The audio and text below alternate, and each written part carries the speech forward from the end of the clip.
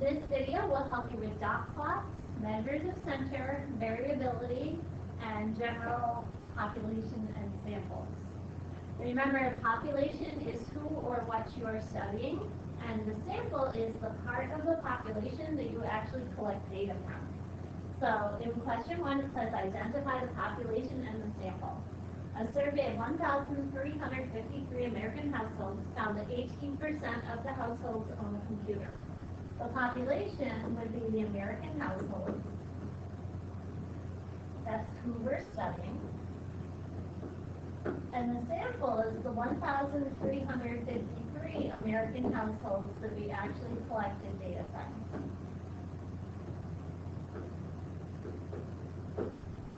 Okay, question 2. An agency wants to know the opinions of Florida residents on the construction of a new road. The agency surveys 800 residents. So the population are the Florida residents.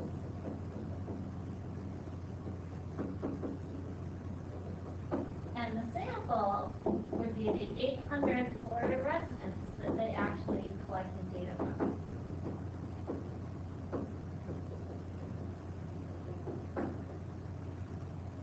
Okay, for question 2, Joe and Mary want to calculate the average height of students in their school.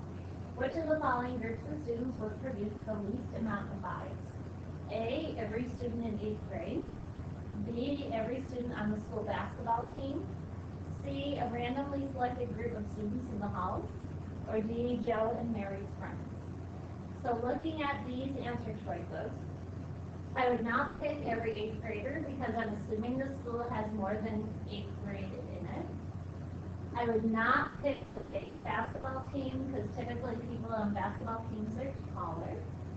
And I also would not pick Joe and Mary's friends. Maybe one of them is on the basketball team or something like that, so there could be some bias there. So the least bias would be a randomly selected group of students in the halls.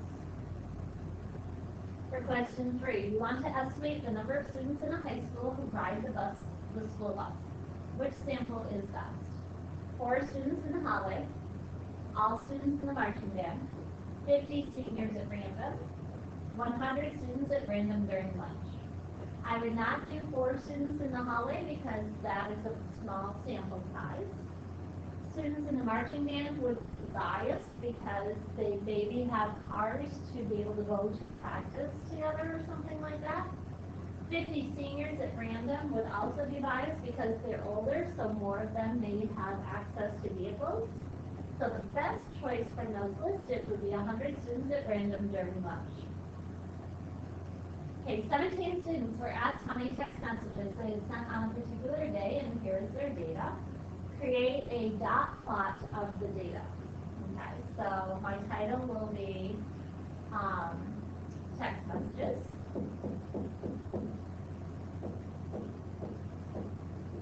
In one day.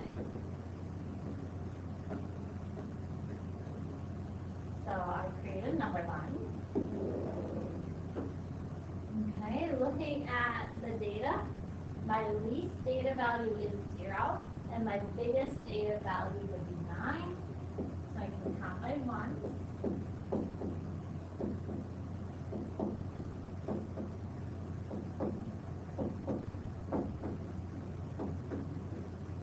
And then each data value is a point above the value on the axis. So a data value is 0, then 3, then 2, another 0, so I make columns, then 4, 5, another 4, 3, 3, 1, 4, 6, 3, 0, 3, 2, and then 1. And it should have the same number of data values, so there should be 1, 2, 3, 4, 5, 6, 7, 8, 9, 10, 11, 12, 13, 14, 15, 16, 17, 1, 2, 3, 4, 5, 6, 7, 11, 12, 13, 14, 15, 16, 17. So I have all my data set. Part B, find the range. To find the range, I have to know my smallest value, which is the minimum, is 0. And the largest value, the maximum, which is 9. And then I find their difference, so I subtract them. So the range would be 9 text messages. Find the mean. So I'm going to use a calculator. I'm going to add up all the values that there are and divide by the number of values, which in this case is 17. So I'm using my calculator to add together the values.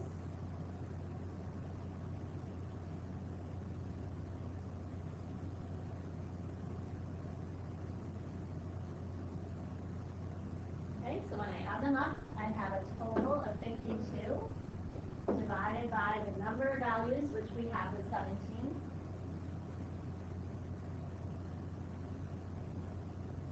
Okay, and then I'm going to use my calculator to divide that out, and I'm going to round it to approximately 3.06.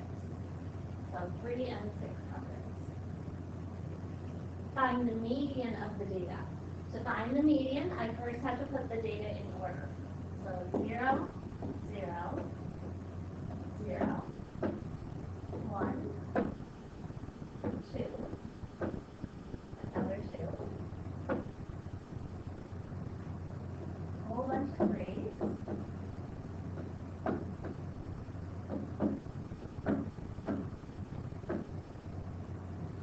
3 4s,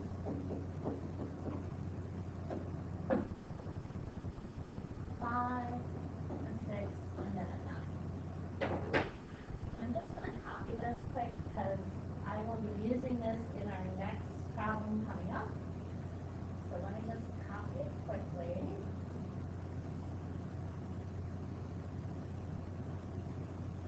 Okay. Now to find the median, I have to count in until the middle values. So there are 17 values total. So that means 8 values are below the median and 8 values are above it. So by counting to the end, 1, 2, 3, 4, 5, 6, 7, 8. The ninth data value is the median. My median here is 3. And there should be 8 values above it. Okay. Find the mode. Well, let me paste in our values so I have it in front of us. The mode is what repeats the most often. So the mode in this case happens to also be 3.